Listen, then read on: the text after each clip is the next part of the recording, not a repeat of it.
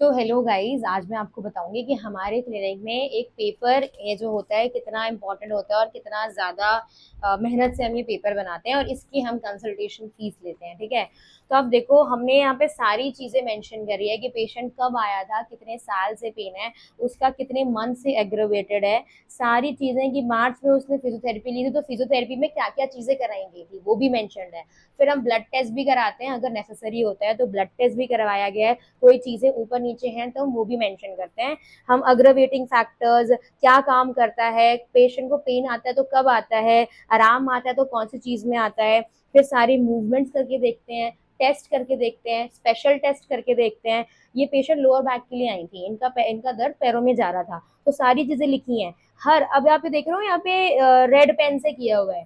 तो हम जैसे कि पेपर हमने अगर ब्लैक पेन से बनाया है तो हम ग्रीन पेन से, रेड पेन से, येलो पेन से हम चेंजेस भी लिखते हैं हर सेशन में। 2-3 सेशन में एक बंदे ने मेरे वीडियो पे कमेंट किया था कि हर दिन असेसमेंट कैसे हो सकती है। हो सकती है भाई, हर दिन असेसमेंट हो सकती है। असेसमेंट करने में क्या है, पहले दिन आपके पास पूरी हिस्ट्री है, आप मूवमेंट से तो चेक करोगे, स्पेशल टेस्ट से तो चेक करोगे।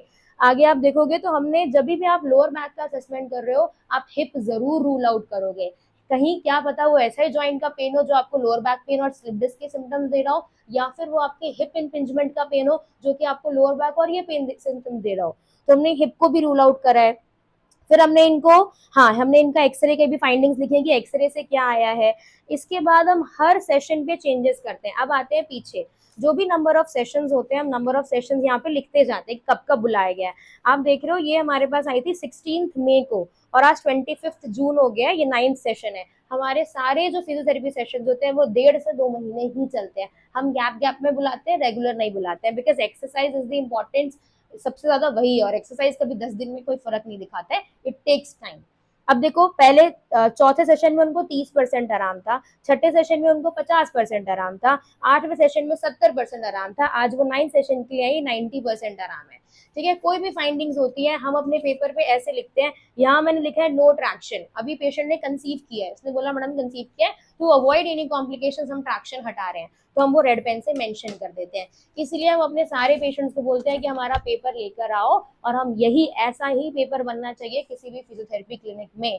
कोई भी ऑर्थोपेडिक हमें बोल ना दे कुछ, इसलिए ऐसा पेपर जरूर बनाओ ताकि जब आपका पेशेंट किसी ऑर्थो के पास अपना ये लेकर जाए ना, उनको भी लगे कि हाँ वो किसी अच्छे फिजियो के पास जा रहा है।